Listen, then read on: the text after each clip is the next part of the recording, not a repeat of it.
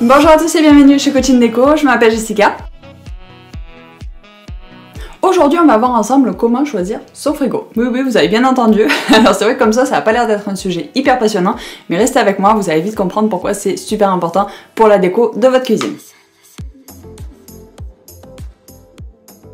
Si c'est pas encore fait, pensez à vous abonner, cliquez sur le gros bouton rouge et déclenchez la sonnette, comme ça vous serez au courant de toutes les vidéos et vous deviendrez vite un as de la déco. Alors aujourd'hui c'est un format un petit peu différent, c'est vrai que les dernières vidéos j'ai tendance à beaucoup parler et à faire des vidéos un petit peu plus longues, donc aujourd'hui je vais faire un format un peu plus court. Si vous pouvez me dire dans les commentaires ce que vous préférez, ça m'aiderait beaucoup.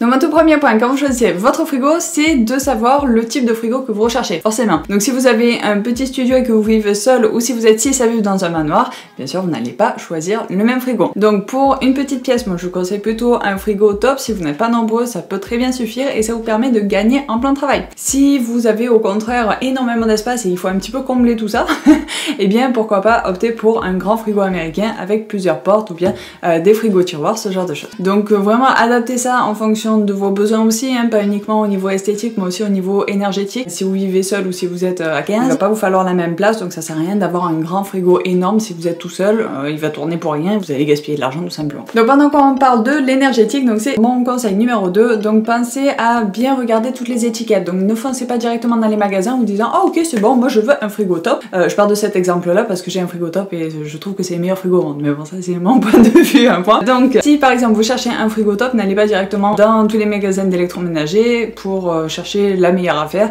et sans forcément regarder plus en détail. Renseignez-vous quand même avant d'aller dans les magasins, essayez de voir un petit peu le style de frigo que vous voulez, si vous voulez une partie congélateur ou pas, ou une partie freezer, si vous avez plutôt besoin de rangement vertical, donc beaucoup de rangement dans la porte, ou si c'est plutôt tout à plat dans des tupperwares par exemple. Aussi si vous avez tendance à acheter beaucoup de légumes, il va vous falloir un gros bac en dessous. Donc tout ça, ça se prépare.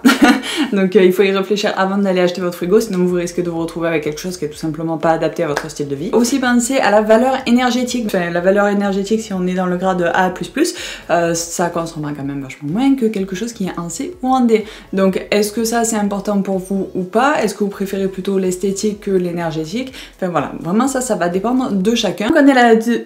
Alors pendant qu'on est sur ce sujet là, je fais une petite parenthèse. Donc si vous avez une petite cuisine mais que vous avez un garage par exemple qui est assez bien isolé pour pouvoir y stocker votre congélateur, nous on a opté pour ça, donc ça nous convient très bien et vraiment je vous le conseille si vous êtes dans la même situation que nous. C'est-à-dire qu'on a une petite cuisine avec un grand garage. Donc ce qu'on a fait, c'est qu'on a tout simplement utilisé un frigo top sans partie freezer et un grand congélateur armoire dans le garage et au moins ça libère de la place dans la cuisine. Donc si vous avez un cellier par exemple, ce type d'agencement pourrait être très pratique pour vous. Mais là encore une fois, ça dépend vraiment de vos habitudes. Moi j'ai tendance à faire des meal prep. Si vous avez vu ma vidéo sur la meal prep, vous savez de quoi je parle, sinon je vous la mets en barre d'infos. C'est simplement de préparer les aliments à l'avance et de tout congeler et comme ça vous avez tout au fur et à mesure et ça permet de désencombrer vraiment votre cuisine. Voilà, petite astuce. Et enfin le dernier point, forcément j'allais en parler mais il faut attendre la fin parce que on garde le meilleur pour la fin.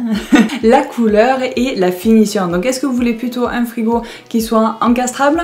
Est-ce que vous préférez au contraire quelque chose qui ne soit pas encastrable, qui est peut-être un petit peu plus économique? À ce moment-là, de quelle couleur? Si vous avez par exemple un carrelage gris, vous pouvez opter pour un frigo gris. Si vous avez tout qui est encastré, c'est un peu dommage de ne pas encastrer le frigo aussi. Donc voilà, vraiment à vous de voir, mais prenez cette décision avant d'aller dans... J'arrive pas à parler. Prenez cette décision avant d'aller dans les magasins, c'est très important et ça va vous permettre de vraiment peser le pour et le contre, voir si éventuellement vous voulez investir un petit peu plus dans votre frigo ou s'il n'y a pas des meilleures affaires à faire ailleurs. Enfin vraiment, essayez de tout faire sur papier avant d'aller dans les magasins, sinon vous risquez de faire une boulette et après il faut ramener le truc et c'est un bazar. Donc voilà, faites-moi confiance, faites votre décision avant et après aller dans les magasins, vous serez très content de votre achat. Et voilà, c'est tout pour aujourd'hui. Donc comme je vous ai dit, c'est une vidéo très courte, donc je change un petit peu de format, c'est un petit peu le format snacking de la vidéo déco. Donc dites-moi un petit peu ce que vous en pensez dans les commentaires, ça m'aiderait beaucoup. Si ça vous a plu, laissez-moi un petit pouce bleu, ça m'aide beaucoup pour savoir si ça vous plaît ou pas. Et en plus, ça me fait super plaisir. Si vous n'êtes pas encore abonné, donc pensez à cliquer sur le gros bouton rouge et à déclencher la sonnette, comme ça vous serez au courant de toutes les vidéos et vous deviendrez vite un as de la déco. Si vous connaissez pas encore le site, donc c'est www.coachingdeco.org, il y a plein d'astuces, de conseils en déco là-bas pour vous. Je vais essayer là dans les semaines à venir de rejongler un petit peu tout ça, donc il risque d'y avoir des petites nouveautés, voilà. Je ne dis pas plus, donc n'hésitez pas à y faire régulièrement un petit tour, vous pourrez avoir des petits conseils déco qui pourraient vous intéresser. Voilà, c'est tout pour aujourd'hui. Si... je sais plus ce que je dois dire. Voilà, c'est tout pour aujourd'hui. Pensez à bien analyser avant de foncer tête baissée. Et je vous dis à très vite pour une nouvelle vidéo. Bye bye. Bye bye.